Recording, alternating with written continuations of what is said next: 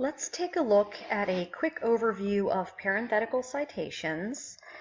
This is a very brief overview. If it's not enough, there is a longer lesson also on the announcements page. Of course, you can also call me and I'll go over it with you.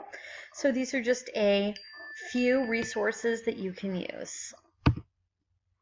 First of all, what am I talking about? They're also called internal citations. Those terms can be used interchangeably.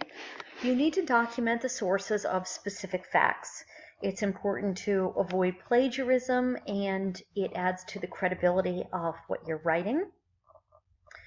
Anything that is your opinion or your analysis, you do not need to cite the source of, because of course you're the source of that information.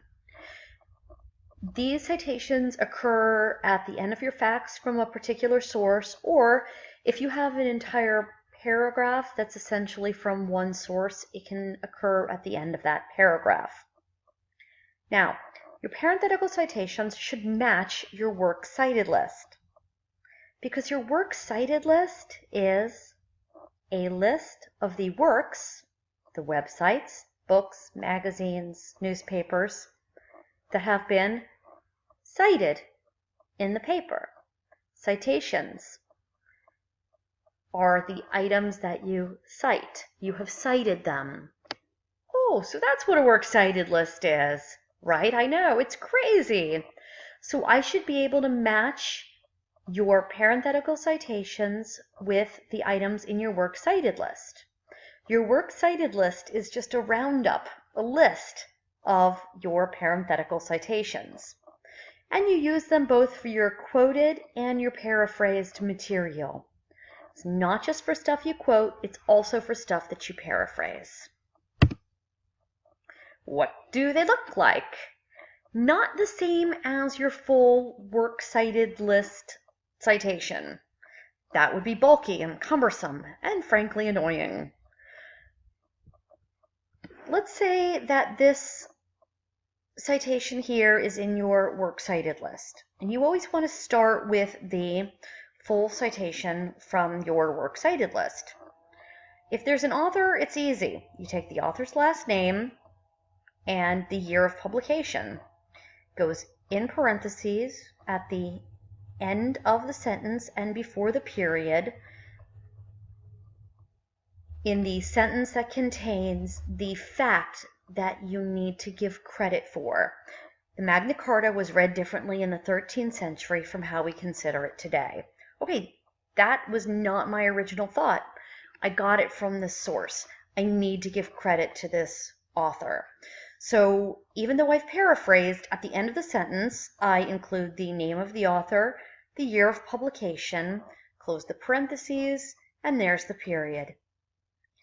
If I didn't have a year of publication for this source, which will sometimes happen with websites, that's fine. You can just leave the year out. Include the year if you can. If there isn't a year, it's okay to skip it.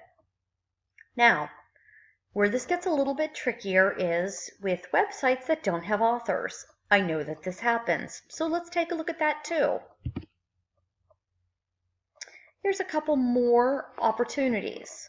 Here are my works cited entries, Magna Carta English translation, and another source just called Magna Carta. I've written a couple of sentences, they're paraphrased, but I need to cite them. In order to understand Magna Carta, you need to understand feudal society. I know it's exciting stuff.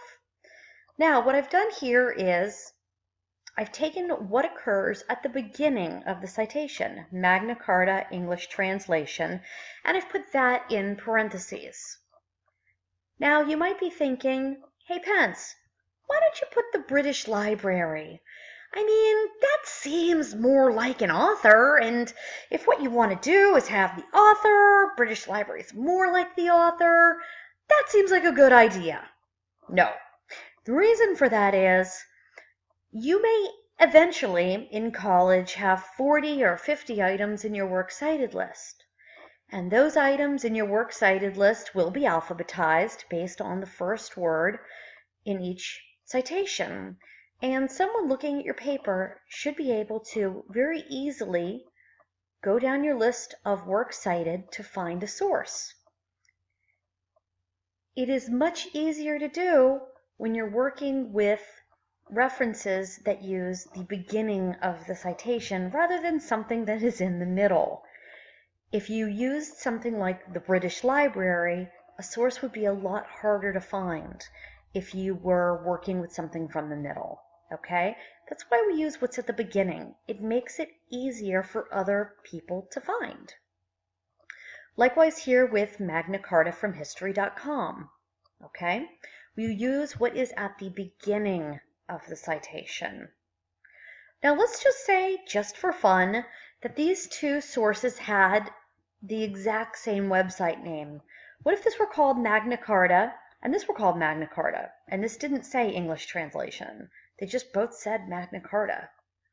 In that case, you would continue the citation to read Magna Carta, the British Library, Magna Carta, History.com, because your purpose is always to communicate clearly.